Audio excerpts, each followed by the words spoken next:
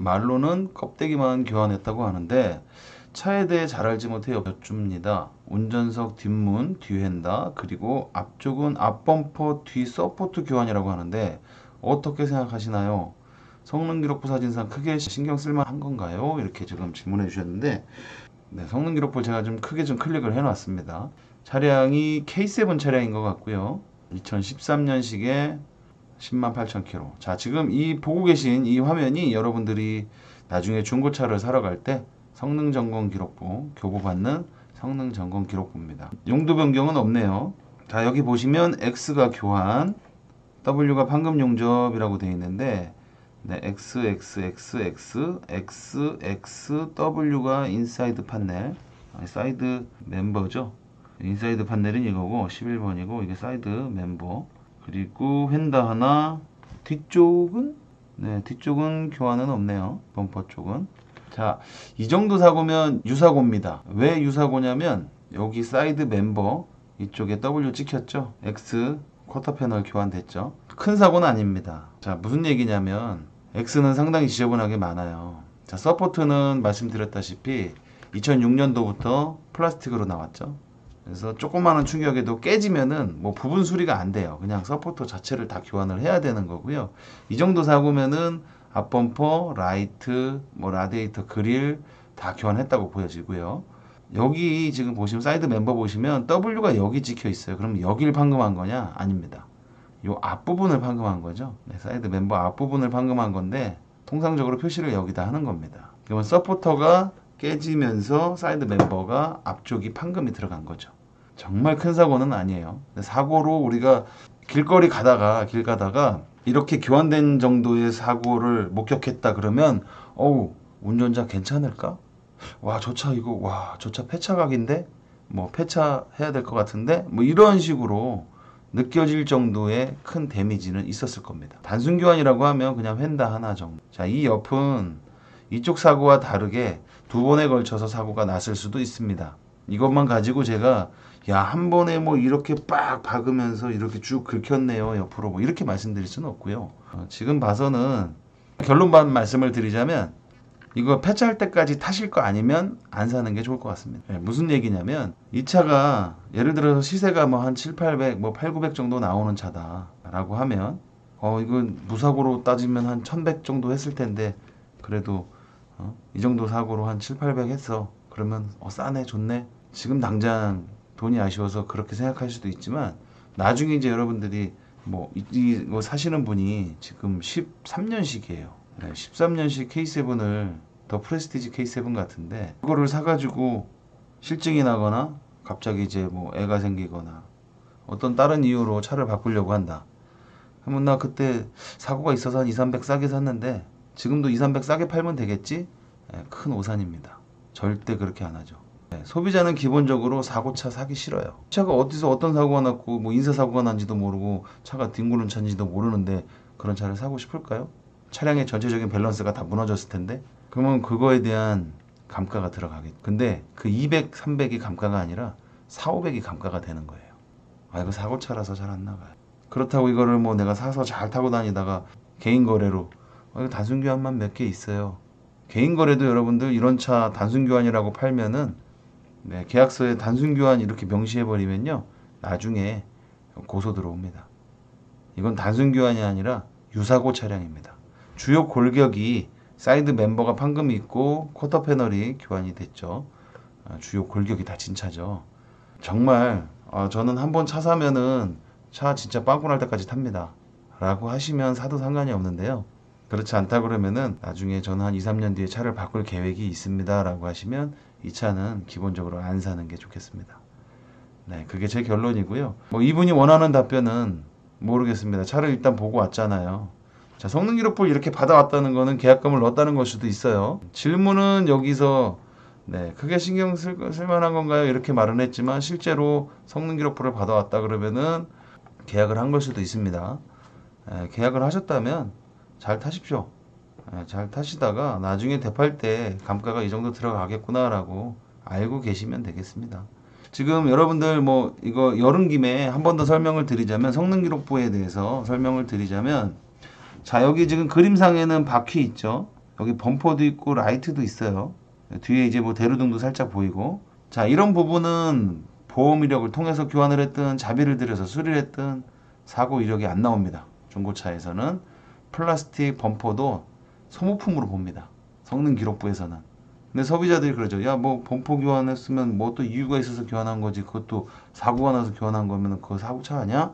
이렇게 생각하실지 모르겠지만 중고차 성능 기록부에서는 이런 범퍼, 라이트, 뒤에 대로등, 뭐 사이드미러 이런 플라스틱 부품으로 이루어진, 그리고 바퀴 뭐 이런 부분들은 사고로 들어가지 않는다는 거죠.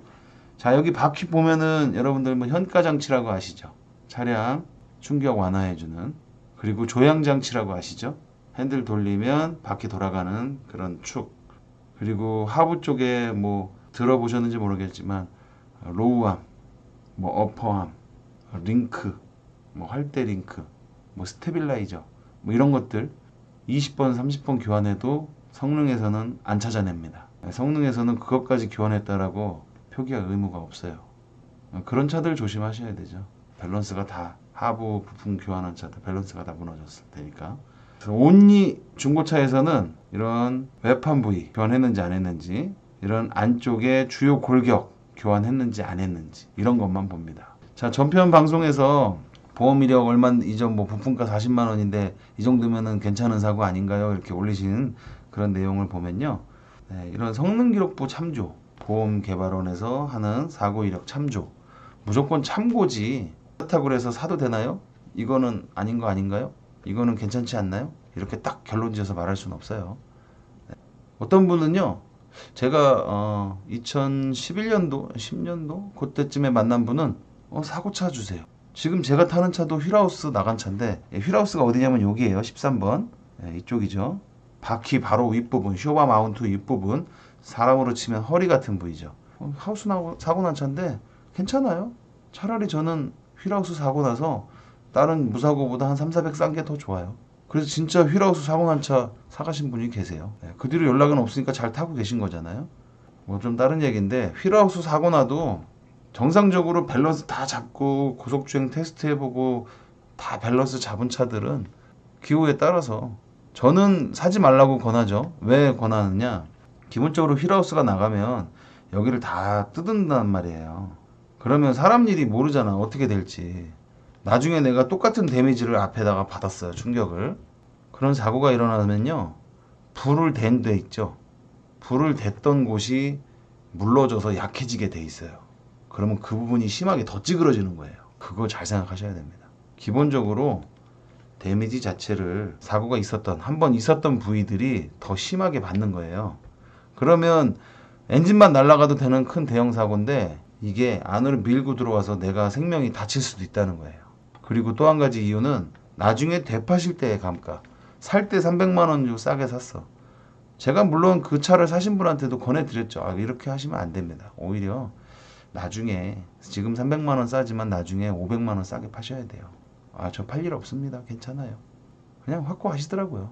그래서 제가 더 이상 권해드리지 않고 설득하지 않고 그냥 한번 구매를 하셨는데, 이분한테도 제가 제 손님이다 생각하고 조언해드리자면 아무리 싸도 이런 차 사지 않는 게 좋겠습니다. 나중에 데미지가 가면은 더 심하게 데미지가 들어올 수 있고요. 쿼터 패널은 자, 휀다랑 똑같은 부분이에요. 앞에 있냐 뒤에 있냐 차이인데, 앞에는 볼트 5개 정도 풀르면 뜯을 수 있습니다. 그래서 사실 뭐 우리가 교차로 사고나 아니면은 차선 변경할 때 제일 많이 다치는 부위가 어디죠? 바로 모서리 부분, 이런 휀다 부분이에요. 이런 휀다 부분이 교환이 됐다 그러면은 나 모르겠고 무조건 교환해 주세요. 너 누울 거야? 그럼 나도 누워. 뭐 이렇게 되죠. 판금하면 나중에 칠 떠가지고 막 갈라지고 그런다는데 저 판금하지 마세요. 이렇게 하시는데요. 살릴 수 있으면 무조건 살리세요. 제가 어떤 경우 봤냐면 휀다가 이렇게 찢어졌어요. 찢어져서 이제 이렇게 약간 뭐 칼 모양으로 주르륵 해갖고 접혔어요. 그 찢어진 부위가. 근데 그분이 그걸 살려달래. 그분은 한번 경험하신 거죠. 교환한 거보다는 살리는 게 좋은 거예요. 네, 그거 살릴 수 있냐? 살릴 수 있어요. 퍼터라 그래서 그거 그냥 떡칠해가지고 살릴 수 있죠. 여러분들도 살릴 수 있으면 최대한 살리되, 이런 휀다 같은 경우에는 단순 교환으로 해서 그쪽 데미지만 살짝 있다 그러면 안에 인사이드 판넬 이쪽이죠. 인사이드 판넬 부위가 사고가 안 났고 휀다만 교환했다 그러면은 그냥 휀다 교환으로 그냥 하셔도 돼요. 이 정도는 구매하셔도 상관없어요. 근데 뒤 휀다는 어때요? 우리 모노코크 바디라고 들어보셨죠? 뭐 프레임 바디, 모노코크 바디 이렇게 얘기하는데 차량 일체형이에요. A 필러, B 필러, C 필러, 쿼터 패널. 이 부분은 잘라야 돼요. 뒤에 트렁크 부위에 다 뜯어야 돼요. 뜯어서 다시 그 부분을 용접을 해야 되는데, 이 접합 부위가 나중에 혹여라도 잘못되면 여기가 이제 페인트가 갈라질 수 있고요. 어떤 차량 뒤틀림, 제가 항상 주차할 때 평지에다가 주차하라고 많이 권해드리는데, 뭐 내가 살고 있는 지형 특성상 오르막길, 내리막길, 비탈길, 약간 굽이진 길 뭐 이런 데다가 세울 수 있잖아요. 그런 데다 세우시면은 전체적으로 계속 지속적인 데미지가 가해지기 때문에 차체가 틀려요. 틀어져요. 네, 그러면 이런 데가 파손됐던 부위가 나중에 데미지가 올 수 있습니다. 근데 얼마나 정 떨어지겠어요. 내가 산 차가 쿼터 패널이 거기에 칠한 부위가 이렇게 금이 나 있고, 나중에 거기 고무 패킹 다 뜯어봤더니 막 용접 빡 들어가 있고, 데미지는 여기에 입었지만 차량 전체적인 밸런스는 다 틀어졌을 거예요. 네, 차량이 얼마나 정교한 차냐면 10km로 가면 모르죠. 나중에 100km로 가면 데미지 오차가 0.1이다. 그러면 거의 곱하기 100인 거예요. 그래서 사고 난 차들 특징이 고속주행에서 다 드러나죠. 엔진, 그리고 실내 내장재 떨림, 차량 밸런스 이런 거에서 전체적으로 다 드러날 수밖에 없습니다. 기왕이면 사고차 피하시고 금전적인 여유 되시면 무사고차 사시라고 권해드리고 싶습니다. 네, 이렇게 해서 제가 사실 뭐 방송하다 보니까 이렇게 질문 올리시는 분들을 답답해서 그런지 아니면은 뭐 제 나름대로 조언을 해드린다고 하는데 약간 면박을 주는 것 같긴 해요. 좋게 얘기하면은 우리나라 사람들은 아 그렇구나 이러고 그냥 끝나요. 근데 나쁘게 얘기하면 머리에 남을 거예요. 당하지 마시고 오늘도 좋은 차 잘 사실 수 있는, 이 방송 보시고 좋은 차 잘 사실 수 있는 그런 지혜를, 그런 지식을 길렀으면 하는 마음에서 이렇게 이 주제를 가지고 얘기를 해봤습니다. 네, 다음 시간에 또 다른 주제로 얘기를 하도록 하겠습니다. 감사합니다.